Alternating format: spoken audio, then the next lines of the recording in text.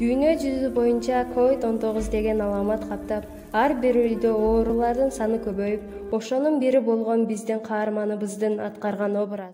Ата, келиңиз. Сизге чай берип, мен кечеги жумушума барып, жумушумду улап, сизге дары-дармек алып келейин.